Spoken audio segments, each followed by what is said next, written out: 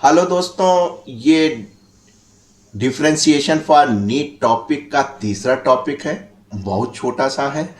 उम्मीद है कि आपने दो टॉपिक तो पढ़ ही लिए होंगे और ये एक छोटा सा टॉपिक है जिसको आप सीख लीजिए, ताकि जब हम आपके सामने लाइव प्रस्तुत होंगे, क्वेश्चंस को लगाएंगे, उसके पीछे की जो बेसिक फिजिक्स है या मैथमेटिकल टूल्स हैं वो आपको क्लियर होना चाहिए। बहुत छोटा सा टॉपिक लेकिन बहुत इंपॉर्टेंट।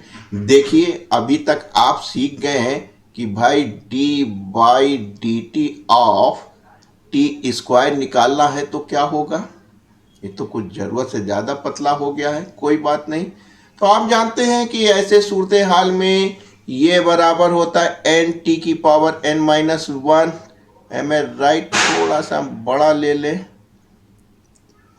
ये बराबर हो गया आपका two into T N minus one. Am I right?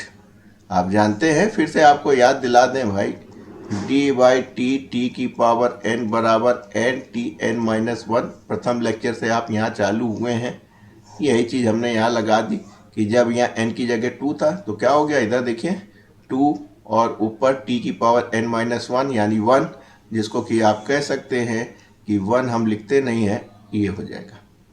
समस्या क्या आई? समस्या ये आई कि अगर T by T of x square होता तो क्या होता, या टी बाई टी बराबर बी स्क्वायर होता तो क्या होता।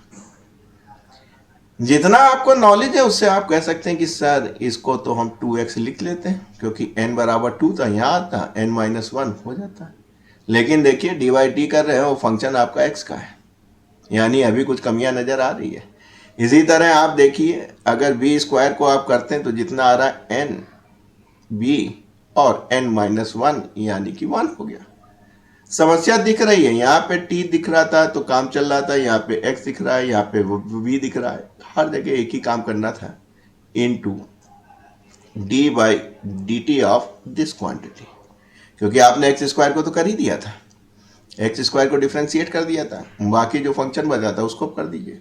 इसी तरह यहाँ देखिए, आप बड़े आराम से कर सकते थे, पेन का थोड़ा सा रंग बदल लें, आप बड़े आराम से कर सकते थे कि बी स्क्वायर का 2b आ ही गया था आपके पास, और आपको क्या करना था बेटा, आपको केवल इसको v को और करना था।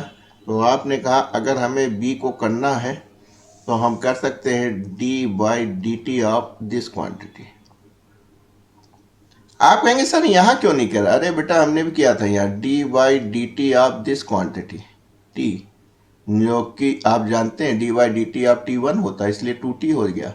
तुम लोग तो नीट वाले थे इसलिए बहुत डरते हो, तो केवल इसी फार्मूले से चला के हम काम चला रहे थे। लेकिन समस्या बदल गई, केवल डी बाई डी टी आप टी नहीं करना था, एक्स स्क्वायर भी आ जाता है, वी स्क्वायर भी आ जाता है। अभी आप सवाल लगाएंगे तो आगे पाएंगे, और साथ में देखेंगे कि 2x और D X by D T किसके बराबर बताया था, वेलोसिटी के।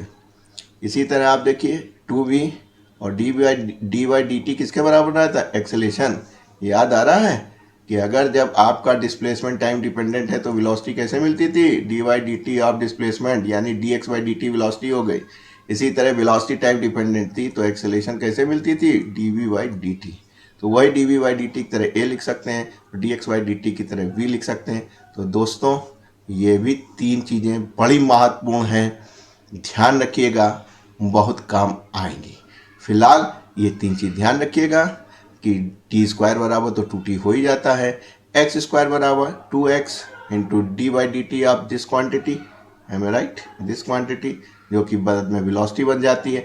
इसी तरह 2b और D B by D T बाद में वो एक्सेलेरेशन बन जाती है। तो ये बड़ी महत्वपूर्ण चीज़ है। लाइव आऊँगा, शाम को आऊँगा, न्यूमेरिकल्स लगाऊंगा, इन्हीं चीज़ पे बेस होके लगाऊंगा। ध्यान रखिएगा, नहीं देखा है तो डिफ्रेंशिएशन फॉर नीट का पार्ट 1 पार्ट 2 भी देख लीजिएगा, लिंक हम आपको डिस्क्रिप्शन में दे देंगे। फिलहाल अभी के लिए इतना, थैंक यू।